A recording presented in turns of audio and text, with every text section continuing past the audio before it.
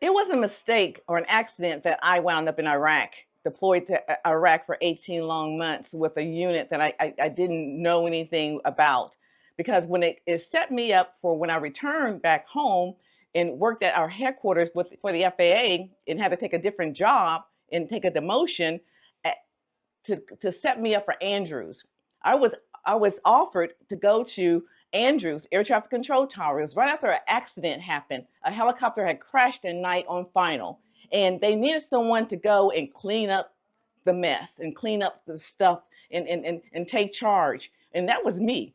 Okay, the Lord had already prepared me for that. That gave me a wonderful opportunity to do what I do best. And I went over there because I was needed to go over there and to take charge and clean up. It was needed. The air traffic manager that was there was not able to stay there for whatever reasons. So they needed somebody. And I think they had asked a couple people and they were like, oh, no, no, no. Because after an accident, a major accident, and so therefore I went over. I was like, yeah, I'll do it. I'll take it. So I went over there and so we were able to, take charge and clean up, do whatever what was needed to do. And at the same time, when I went over there, I realized that the Andrews air traffic controllers, it was like a dumping ground for people that were unsuccessful at Andrews. And so over there, I realized I'm thinking, hey, wait a minute, what's wrong with this picture? Well, you got the most important job in the FAA. You guys are the controllers of Air Force One and Two, and all of our military dignitaries in and out of the United States. We have the most important job in the FAA. So what I did was I changed the viewpoint. I gave those Andrews air traffic controllers, I gave them direction and guidance. I told them, I let them know that I cared for them. And I convinced them that they had the most important job in the FAA. And so therefore, they needed to change their mindset.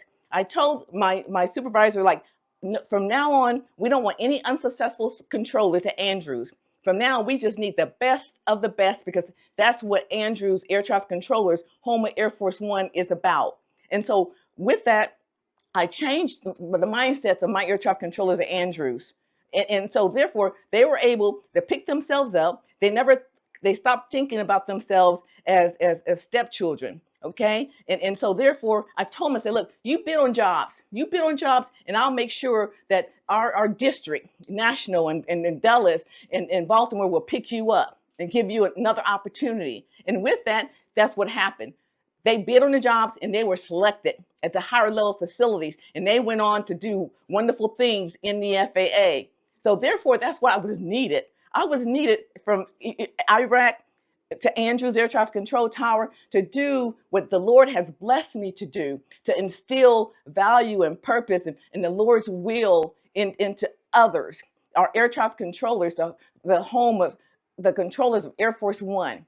And Andrews to this day is a much better place, air traffic control tower, to work because of the gifts that the Lord has bestowed in me in doing his will. Not my will, but his will was done. Glory, hallelujah.